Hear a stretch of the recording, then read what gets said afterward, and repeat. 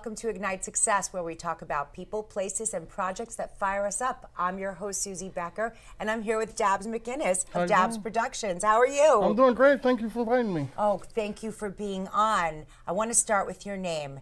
Dabs is a nickname that originated from being called Abracadabra. Abracadabra. In middle school. In middle school. And we talked just before this episode started about how abracadabra comes from the Aramaic, I create as I spoke. And that's sort of how you got into the DJing industry. That's pretty much how I got into the DJing industry. So tell me, you've been doing this for so long. How old were you when you started? I was 13 when I started. I started promoting at 13. You promoted parties? I promoted parties in So my tell town. me, how did you get that idea? What inspired that?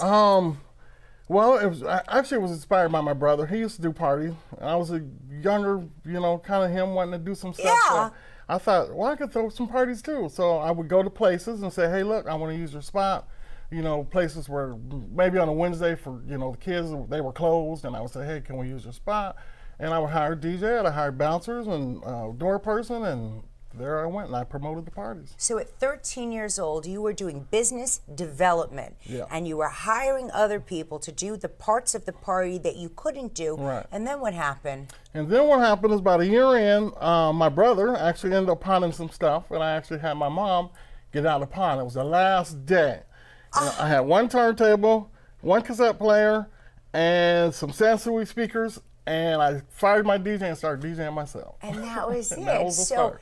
Did you have any particular musical influences that you were leaning towards, or what was the music of the day? The music of the day then was pretty much a lot of funk. I did, it was in the 80s, 70s, 80s, so Yes, it was a while ago, yeah. So I did you're a lot an of funk. originator in this field here. Oh, yes.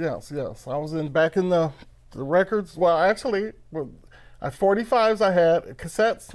I even had 8 tracks. Oh, old school. Old school, way and back so in the day. as time goes on, you've got to change all of that up, Yes. which means you have to keep booking gigs so you can change your 8-track to vinyl, your vinyl to cassette, your cassette to CDs. So tell me, how has the DJ industry changed in the last, let's say, 10 years? Oh, geez, in the last 10 years. For a long time, it took me to actually even start switching over to CDs from records. I have my vinyls. I still got a lot of vinyls at home. But from now it's mostly digital. So from the last 10 years, everything is digital. Most of the guys run off their laptop. You don't have to carry crates of records, like I did in the past. Okay, so let me ask you this question. Okay. We're going to be real here. All right. What's all this then, if they're doing it all on digital?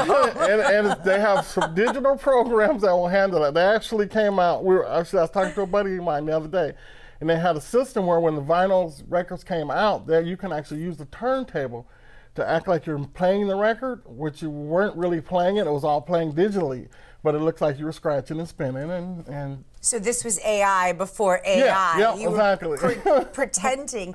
So now you have less equipment to carry. And you can focus more on the event itself. Right, yeah. And so now you do promotions, but it's more for event specific. You're at people during their most special times in their lives. Right. So tell me some of your favorite events that you've done. So my favorite events are weddings. I do weddings mostly. I do other parties, but weddings are my top. So. What's your favorite wedding song that people have ever danced to? Oh boy, a lot of times I'll come out with a celebration. It's a good one. It's a good starter. Yep.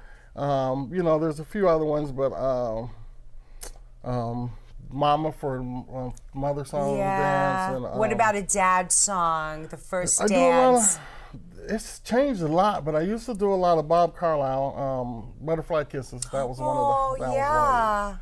And it's still a nice song. It's still, the classics are still classic in the wedding business. People still revert back to what they're familiar with. People are still doing their electric slide. Oh, still doing the electric slide. Have we kept the chicken dance? We added the cha-cha slide. A few other ones. That's right. So how can people find Dabs Productions if they want to book you? You can go to my website, dabsproductions.com, of course, dabsproductions.com. Are you on social media? I'm on social media under Dabs Productions. Excellent. Yep. So you can find me on all the social media, Facebook, Instagram.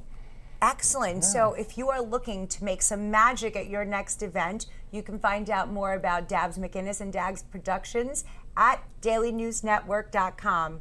Thanks so much for being Thank here. you. I appreciate it. I'm your host, Suzie Becker. Stay inspired and inspiring.